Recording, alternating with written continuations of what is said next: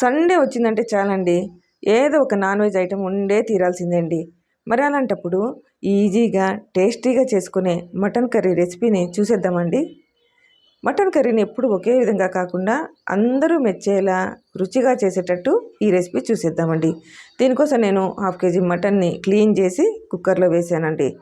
దీనిలోనికి salt, 1/2 tea spoon పసుపు, 1 tea spoon అల్లం వెల్లుల్లి పేస్టు, 1 ఇంచ్ దాల్చిన చెక్క, ఒక అనాస పువ్వు, 4-5 లవంగాలు, ఒక ఉల్లిపాయని 4 ముక్కలుగా కట్ చేసి దాన్ని కూడా ఇందులోకి వేసేసేయాలండి.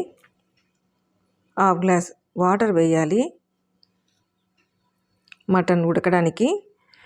ఇప్పుడు దీంట్లోకి ఇవన్నీ వేసి అన్నీ కలిసేలా ఇలా కలుపుకోవాలి. కుక్కర్ మూత ఉంచి 4-5 విజిల్స్ వచ్చే వరకు ఉంచాలి. మటన్ను చాలా రకాలుగా చేసుకోవచ్చండి. అందులో ఈజీగా చేసుకునే రెసిపీ నేను చూపిస్తున్నాను. మటన్ కాస్త లేతగా ఉందనుకోండి, 3-4 విజిల్స్కే ఉడికిపోతుంది. అదే కొంచెం ముదురుగా ఉందనుకోండి, 6-7 విజిల్స్ దాకా పెట్టాల్సి వస్తుందండి.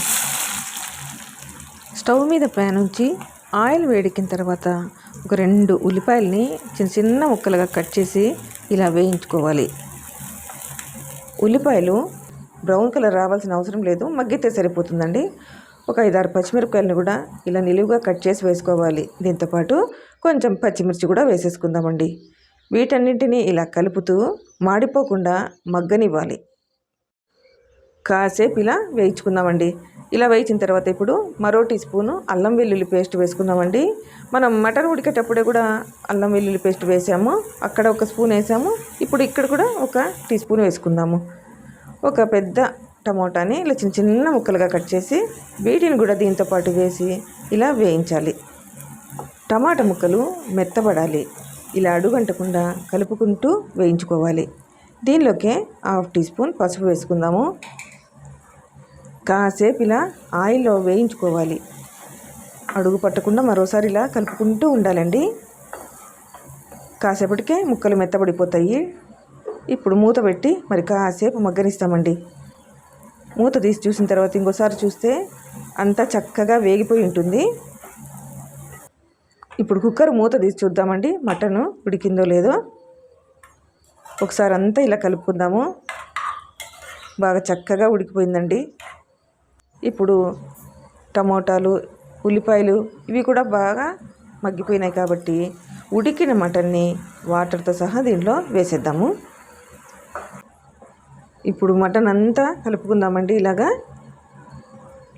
మరి కాసేపు దీంట్లోనే ఉడకనివ్వాలి. మటన్ని ఇలాగే ఉడకనివ్వాలండి. నీళ్ళన్నీ ఉన్నాయి కదా, ఇవి ఇంకిపోయేంత వరకు. ఇప్పుడు దీనిలోకి 1 టీ స్పూన్ కారం వేసుకుందాము. 1/2 టీ స్పూన్ ధనియా పౌడరు, 1/4 టీ స్పూన్ జీరా పౌడర్ అండి. ఈ జీలకర్రని వేయించి పొడి కొట్టి రెడీగా ఉంచుకుంటానండి. అవసరం వచ్చినప్పుడు ఇలా వాడుకోవచ్చు. ఇలా వేయించి పొడి కొట్టుకుంటే జీలకర్ర ఎన్ని రోజులైనా కానీ చెడిపోదండి. ఇప్పుడు దీనిలోకే 1/2 టీ స్పూన్ గరం మసాలా వేసుకుందాము. అలాగే కాస్త కసూరి మేతిని తీసుకొని ఇలా చేత్తో నలిపి దీన్ని కూడా మటన్లో ఇలా వేసేయాలండి. వేసేసి అంతా కలుపుకుందామండి. అడుగు పట్టకుండా ఇలా కలుపుకుంటూ ఉండాలి. ఎప్పుడు ఒకే విధంగా కాకుండా అప్పుడప్పుడు ఇలా డిఫరెంట్గా ట్రై చేయొచ్చండి. ఇప్పుడు కాస్త కొత్తిమీరని తరిగి ఇలా పైనంతా స్ప్రింకిల్ చేద్దామండి. ఈ మటన్ కర్రీ చాలా రుచిగా ఉంటుందండి. మరిన్ని మంచి మంచి రెసిపీస్ కోసం మాషీస్ ఛానల్ని సబ్స్క్రైబ్ చేయడం మాత్రం మర్చిపోకండి. అంతే అండి, మటన్ కర్రీ రెడీ అయిపోయింది. ఇది చేయడం ఒక ఎత్తు అయితే దీన్ని ఎలా సర్వ్ చేయాలో కూడా అది కూడా చెప్తానండి. ఇప్పుడు ఒక బౌల్ తీసుకొని అడుగున మనం తయారు చేసిన మటన్ కర్రీని ఇలా వేసుకోవాలి. ఇది వేసిన తర్వాత దీని మీద నేను దీనికి కాంబినేషన్గా పుదీనా పులావ్ చేశానండి. ఆ రెసిపీ కూడా నా ప్రీవియస్ వీడియోలో ఉందండి.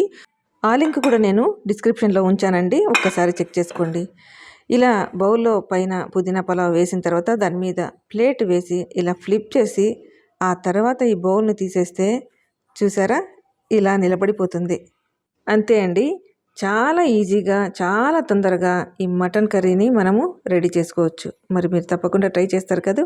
Thanks for watching.